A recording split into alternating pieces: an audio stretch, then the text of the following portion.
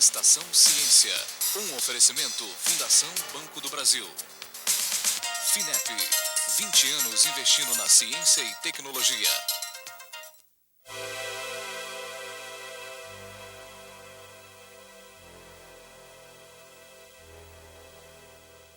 Século XIX.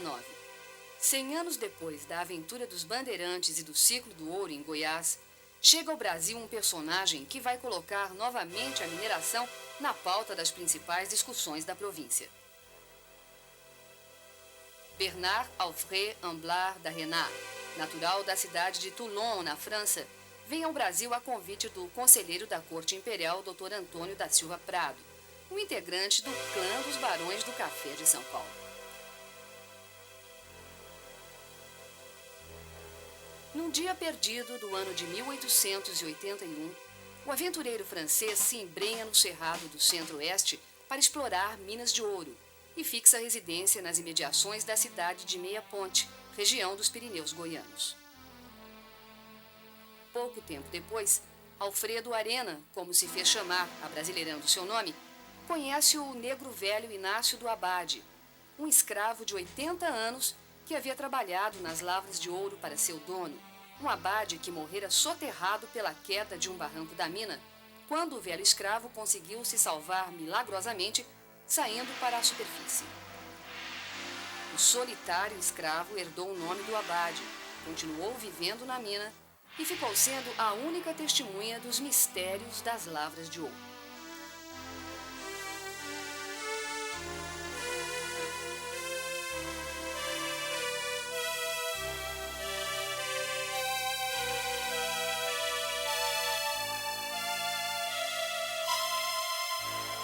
Arena, um profundo conhecedor de mineração, em pouco tempo descobre o potencial das lavras do Abade, área conhecida naquela época como o Sítio dos Cabeceiros, e ele arrenda aquelas terras para explorar ouro.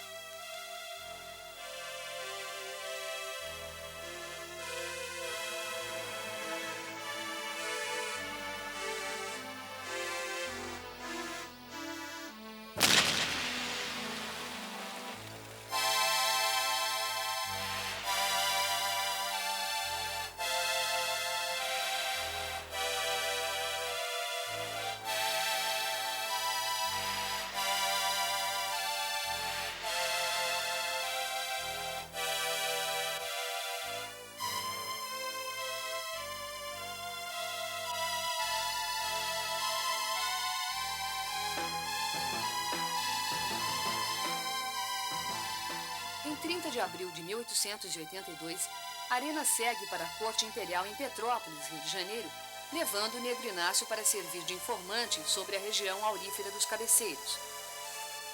Em sua bagagem, carrega um clavinote com pó de ouro que foi tirado dos cascalhos dos barrancos da mina com a ajuda do escravo. Após a audiência, a Corte ordena ao presidente da província de Goiás a enviar um ofício à Câmara dos Vereadores de Meia Ponte, liberando o início dos trabalhos nas lavras de ouro do Abade. Forma-se, então, a Sociedade e Companhia Arena, com sede no Rio de Janeiro, sendo gerente-geral o Dr. Alfredo Arena. Ambicioso e dominador, o francês manda construir um povoado nas terras que adquiriu, com várias casas comerciais como armazéns, taberna, farmácia, loja de tecidos e casa da pólvora.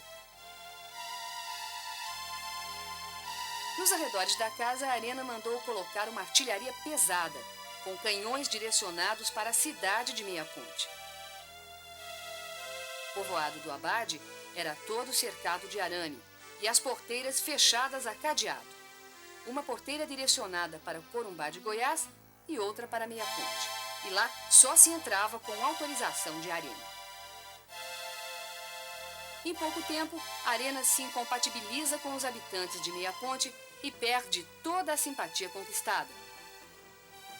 Arena tenta aproximação com os moradores de Corumbá, cidade a 18 quilômetros das lavras. E essa aproximação dura pouco tempo. Ele leva grande parte da mão de obra da cidade, lá ficando apenas uma mão de obra escassa e desqualificada. O mesmo problema se deu com o comércio das duas cidades vizinhas.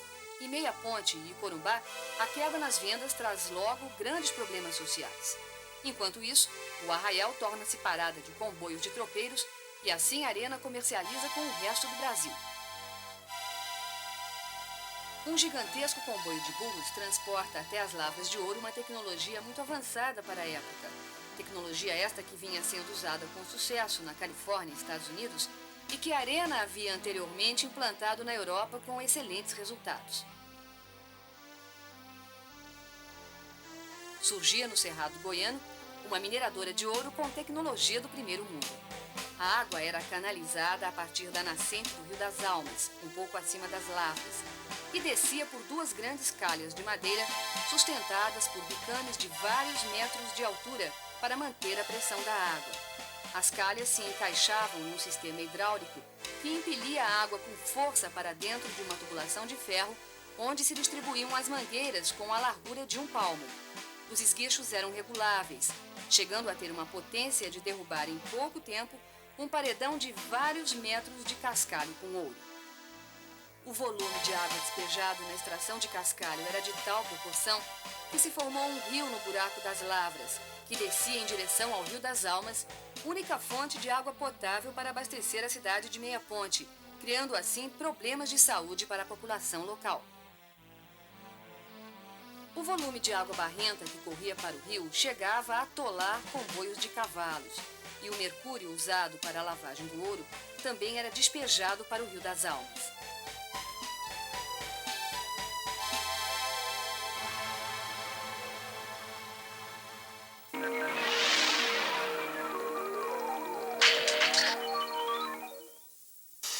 Estação Ciência, um oferecimento Fundação Banco do Brasil. FINEP, 20 anos investindo na ciência e tecnologia.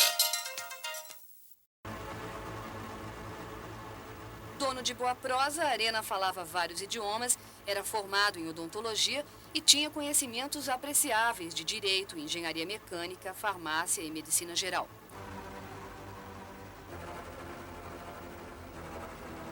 Arena, em pouco tempo, de funcionário do conselheiro Prado, passa a ser sócio com 50% das ações, constituindo a Companhia de Mineração Goiana.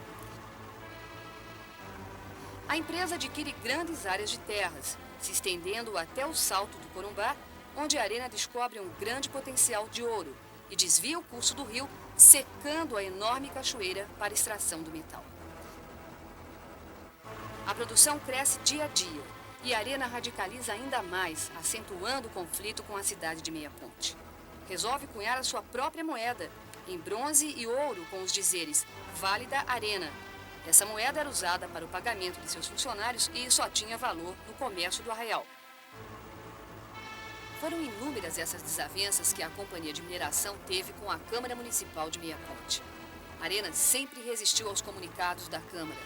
Um desses ultimatos sujeitou a Arena a minerar somente 3 vezes por semana, ficando o resto dos dias com água menos turva para o consumo. A Arena não acatou a ordem, propondo canalizar as águas para a cidade de Meia Ponte em troca de ter o Rio das Almas à sua disposição. Mas a proposta não foi aceita pela população, que usava o rio para tomar banho e como única fonte de sustento daquela população pobre que vivia da lavagem de roupa em suas águas. A Câmara Municipal toma posições enérgicas contra a Arena, enviando ofício dirigido ao imperador Dom Pedro II, onde se solicita a intervenção da mineradora. Esta é aceita pela Corte, que ordena, através do presidente da província de Goiás, a paralisação da mineração nas lavras do Abade. A Arena apela para a Corte alegando que as leis regentes no Brasil Imperial ditam que toda empresa, em dia com o governo central, poderia exercer normalmente as suas atividades e que os rios que passassem dentro de propriedades e que não fossem navegáveis em dita extensão não pertenceriam ao domínio público. A Arena se dirige à Câmara novamente, lembrando que a cidade tinha outras fontes de água, como as bicas e os poços. A Câmara reage, informando que as bicas só fornecem água nos meses chuvosos e os poços são de água salobre, contraindicadas para o consumo. Sentindo que não conseguiria contornar a municipalidade com as suas propostas, a Arena resolve viajar para o Rio de Janeiro, onde estão os escritórios da mineradora. Marca uma audiência com o ministro da Corte, Antônio Prado, sócio da mineradora, e que, ao que tudo indicava, não teria problemas em solucionar tais impasses com a Câmara Municipal de Meia Ponte. O Ministério envia um comunicado ao presidente da província de Goiás, deixando sem efeito o comunicado anterior da Corte sobre a paralisação da exploração de ouro nas lavras do Abade. A decisão do Ministério revoltou os jovens das famílias tradicionais de Meia Ponte. O Brasil vivia o apogeu do coronelismo. Chegou a hora! Numa fria noite de 22 de abril de 1887, 22 jovens liderados por Cizenando Jaime, um rapaz de 17 anos de idade, se reúnem em frente à Igreja do Bonfim, usando máscaras para não serem reconhecidos e aproveitando a ausência de Arena de viagem ao Rio de Janeiro. Os jovens mascarados e armados invadem o povoado cercado. Quando os jovens invasores percebem a fuga em massa dos moradores do arraial, destroem várias casas comerciais e grande parte do sistema hidráulico da mina. O arraial fica em chamas e a casa do francês, um pouco retirada da área do incêndio, é destruída a machadadas. No dia seguinte, o arraial do Abade estava em ruínas sobre a densa fumaça do incêndio. No Rio de Janeiro, a Arena é informado dos acontecimentos no Abade. Ele resolve esperar os ânimos se acalmarem e tenta voltar silenciosamente, ficando nas imediações das lavras para tentar restabelecer a mineração. Um novo golpe recai sobre a Arena. É decretada a abolição da escravatura. Os negros se recusam a trabalhar e os brancos das cidades vizinhas do arraial consideram o trabalho desmerecedor. A mão de obra escasseia e cada vez mais cai a produção de ouro. O negro velho do Abade continuou minerando solitariamente nas lavras. Soube-se que, certa noite, um forasteiro pediu pousada. Sabia-se que o negro tinha muito ouro no seu humilde rancho. Dias depois, foi encontrado morto, degolado com o seu próprio machado. Outros empregados fiéis ao francês tiveram destinos parecidos. Um tempo depois, cai o Império e entra a República. Arena se radica em Minas Gerais, voltando à França para falecer em agosto de 1905.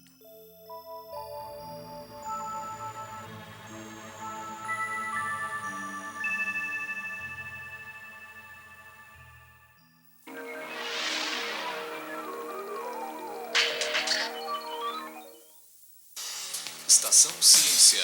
Um oferecimento Fundação Banco do Brasil. FINEP. 20 anos investindo na ciência e tecnologia.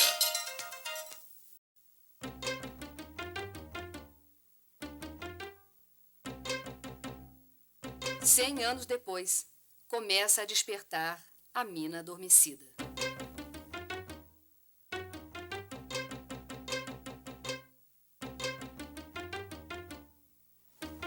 Eu tenho convicção, se reativar a mina, vai acontecer o mesmo que aconteceu há 100 anos atrás, passado. Porque o povo vai revoltar. Porque a água que nós temos hoje, encanada na cidade, é do Córrego da Barriguda, que é na boca da lavra. E por isso, o sistema será o mesmo de lavar cascalho com água e botar o mercúrio para tirar o ouro. Nós estamos preocupados em definir o método de lavra. Como o método de lavra estabelecido pelo Arena em 1889 usava um desmonte hidráulico. Esse desmonte hidráulico ele produzia quantidade muito grande de material, que hoje, pela dificuldade em lavrar esse material sem sujar o Rio das Almas, nosso método de lavra que vai ser utilizado, ele é mais moderno, então vai ser um método de lavra subterrânea. Ou seja, nós vamos buscar o minério em profundidade e levá-lo para a superfície mais elevada desse plano. A partir daí, nós vamos usar o método de lavra normal, de escavação, e levar por carrinhos até a extremidade do plano em cima do morro para ser lavrado e beneficiado o minério.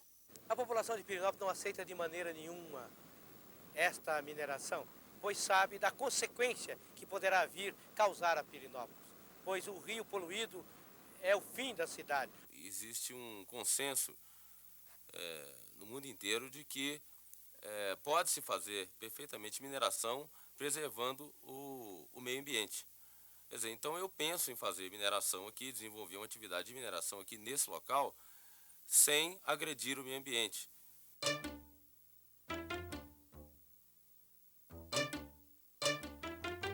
O Arena tinha profunda experiência em mineração, tanto que ele trouxe métodos, processos utilizados na Califórnia, nos Estados Unidos na época, e trouxe diretamente para o Brasil. Isso foi inclusive a partir do porto de Santos, em Lombo de Burro, até esse local. E o trabalho dele foi tão importante em que ele trouxe, canalizou a água para cá, em cerca de quase 20 quilômetros, levantou os bicames, ou seja, os canais de madeira, em cerca de 50 metros, para dar uma pressão de 5 atmosferas para fazer o desmonte hidráulico. Isso foi um fato, uma novidade para a época, muito grande no Brasil. E ele aplicou justamente esse método aqui nesse local. Hoje, quando se fala de desmonte hidráulico no Brasil, com motores portáteis ou não, naquela época, 100 anos atrás, já utilizava esse desmonte hidráulico, só com uma engenharia espetacular. E esse trabalho foi altamente sofisticado e que permitiu ele ter uma produção muito boa e ter uma das melhores minerações no país na época. O contrato social dessa empresa, lá no Arquivo Nacional, empresa essa que tinha mais de 300 sócios, e o investimento que eu calculo que foi feito aqui na época, de acordo com os meus levantamentos, é em torno de mais ou menos 8 milhões de dólares, que era muito dinheiro para a época. Até para hoje em dia seria uma quantia bastante significativa. Houve entendimento com a Câmara que queria que ele procurasse meio de dar uma água limpa, potável para a população de Pirenópolis. E isso não aconteceu. Ele começou então a perseguir o povo.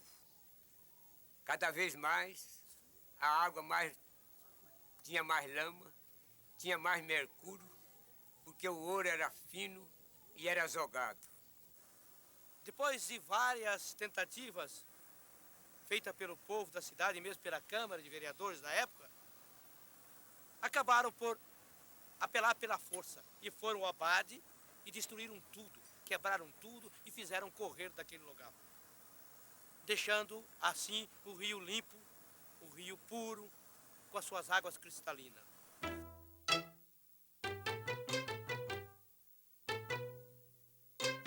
Nesse projeto, nós imaginamos que, pelos estudos que nós fizemos até agora, a nossa projeção é de 10 toneladas de ouro. Nós precisamos terminar a pesquisa. Nós estamos numa fase bem adiantada, mas como o potencial foi alargando na medida em que nós começamos a definir a quantidade de minério, nós vimos que é necessário ainda aprofundar os estudos. Ou seja, a mineração, na realidade, não se restringe a essa cava. Ela é bem maior do que nós imaginávamos. Então, aqui, na verdade, nós imaginávamos uma pequena mineração. Hoje, nós temos chance de ser uma das maiores minerações do país. Nós já estamos movendo ações contra essa mineração. Já pedimos providências junto aos órgãos competentes e vamos acionar essa companhia impedindo que ela trabalhe aqui em Pirenópolis.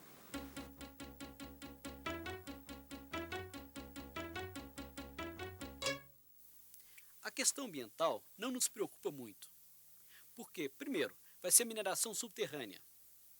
E o manancial de água, que é o Rio das Almas, que criou uma polêmica muito grande no passado, não vai ser atingido. Porque o minério vai ser extraído subterraneamente e vai ser levado para a superfície, em cima da plataforma superior, onde ele vai ser tratado com processos tecnológicos que perfeitamente podem conciliar a atividade mineral com a preservação e recuperação do meio ambiente. Isso tudo é balela, tudo é conversa fiada. Tudo acontece nas minerações. Falam e depois deixa toda aquela sujeira, todo aquele detrito para o povo. O povo, sim, é que sofre com tudo isso. A grande preocupação da população local, não só da população local, mas mas de outras pessoas ligadas a movimentos ecológicos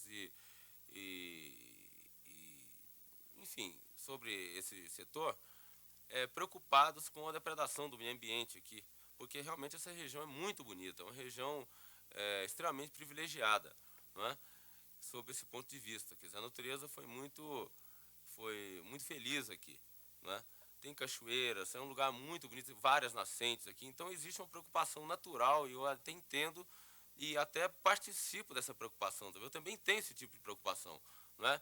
Tanto que eu costumo dizer que se ao final dos estudos que estão sendo realizados, que foram realizados até agora, se ao final dos estudos nós constatarmos que é impossível se fazer mineração nesse lugar sem depredar o meio ambiente, eu abro mão até do meu projeto.